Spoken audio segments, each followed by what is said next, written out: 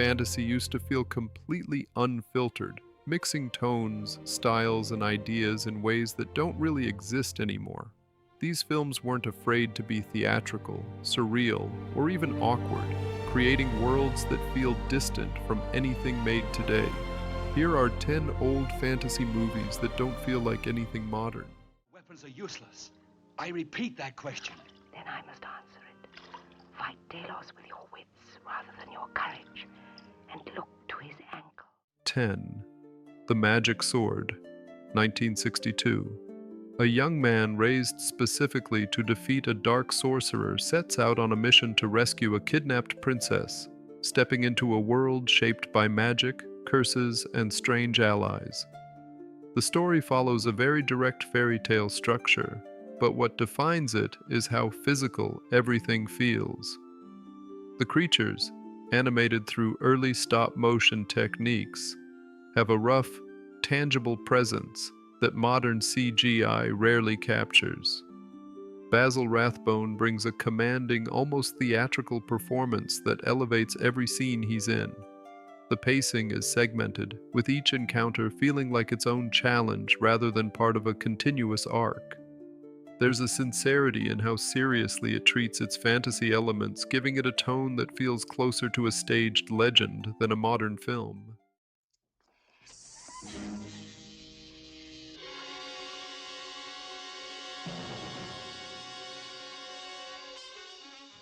Nine. 1,000,000 Years B.C., 1966. Set in a prehistoric landscape where early humans struggled to survive among hostile tribes and massive creatures, the film relies almost entirely on visual storytelling. Dialogue is replaced with primitive communication, making movement and expression the main drivers of the narrative. Ray Harryhausen's stop-motion work gives life to the dinosaurs, creating a sense of scale that defines the film. Raquel Welch's presence became iconic, not through character depth, but through imagery that stayed with audiences. The pacing is slow and observational, focusing on survival and environment rather than plot progression. It feels less like a story being told and more like a world being presented.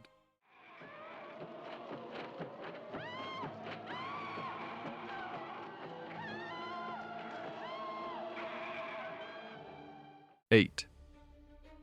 Juliet of the Spirits, 1965. A woman begins to question her identity and marriage, leading her into a surreal journey filled with visions, memories, and symbolic encounters. Federico Fellini constructs the film as an exploration of the subconscious, where fantasy becomes a reflection of emotional conflict. The use of color is striking, with vibrant sets and costumes that constantly shift the tone of each scene. Performances are expressive and exaggerated, matching the dreamlike structure. Rather than guiding the viewer, the film immerses them in a stream of images and ideas. It's less about understanding and more about experiencing a psychological landscape.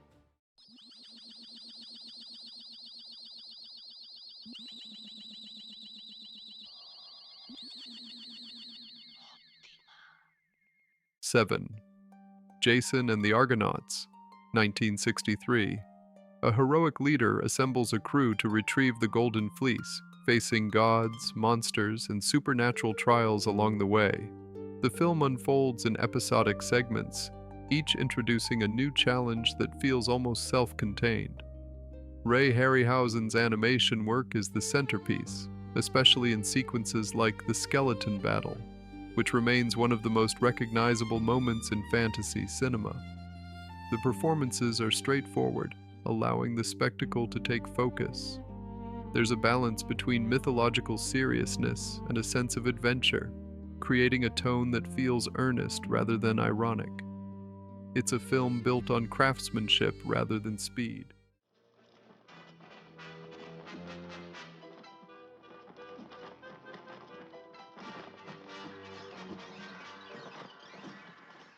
Six. The Vengeance of She, 1968. A woman is psychically drawn to a remote kingdom, where she discovers she may be the reincarnation of a powerful figure tied to an ancient ruler. The story leans heavily into themes of destiny and control, with a narrative driven by unseen forces guiding her actions. The setting feels isolated and otherworldly, with large interiors and landscapes that emphasize scale. Performances are heightened, adding to the film's dramatic and almost hypnotic tone. Instead of clear explanations, it relies on atmosphere and suggestion, making the experience feel distant and slightly unreal. It's a fantasy built more on mood than structure.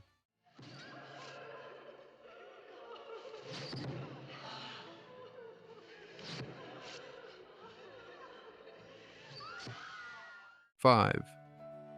The Love Bug, 1968. A struggling race car driver discovers a sentient Volkswagen Beetle named Herbie, whose personality quickly turns his life upside down. The fantasy element is simple, but it's presented without over-explanation, allowing the audience to accept it naturally. Dean Jones brings a grounded performance that contrasts with the absurdity of the premise. Practical effects and clever editing give Herbie a believable presence, making the character feel alive without relying on spectacle. The tone is playful and energetic, driven by physical comedy and character interaction. It's a concept that feels effortless in execution, something rarely seen today. Herbie?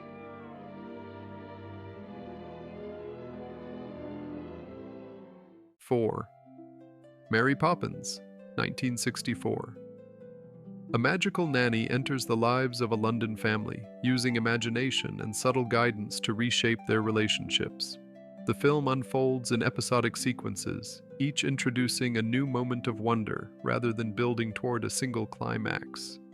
Julie Andrews delivers a performance that balances warmth with a quiet sense of authority. The blend of live action and animation creates visually inventive scenes that feel fluid and imaginative. Music drives much of the storytelling, giving the film a rhythmic structure. Beneath its light tone, there's a strong emotional core centered on family and connection.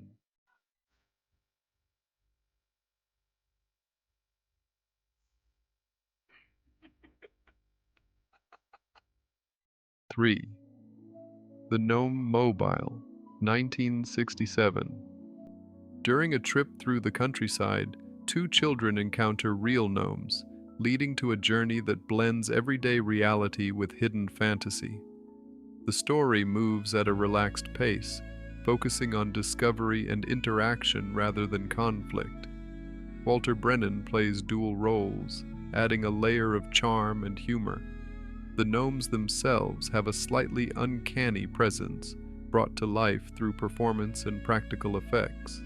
The film treats its fantasy elements casually, as if they've always existed just out of sight.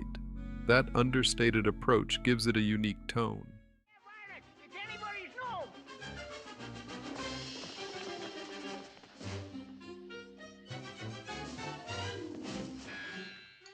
2. Oh Lucky Man, 1973. A young man travels through a series of disconnected experiences, encountering exaggerated versions of society that often feel symbolic or surreal. The film uses an episodic structure, constantly shifting tone, setting, and even logic.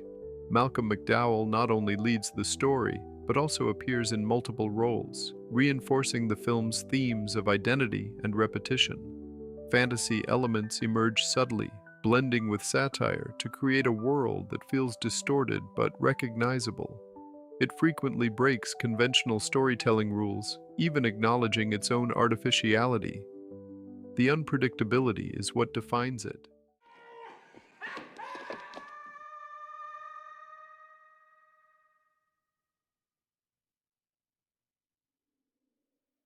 One.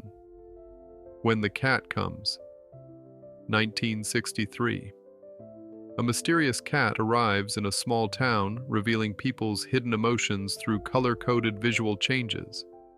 What begins as a simple premise gradually becomes a layered allegory about truth, conformity, and perception. The use of color is central, transforming ordinary scenes into symbolic moments without heavy exposition. Performances remain grounded, which contrasts with the increasingly surreal concept. The pacing is calm, allowing ideas to develop naturally rather than forcing dramatic tension. It's a quiet, observational kind of fantasy that feels completely removed from modern storytelling approaches.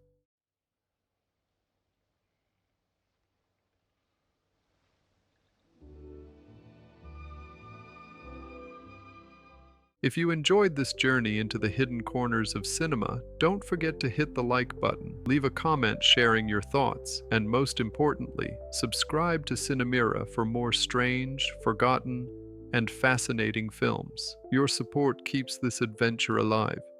And trust me, there's so much more to discover together.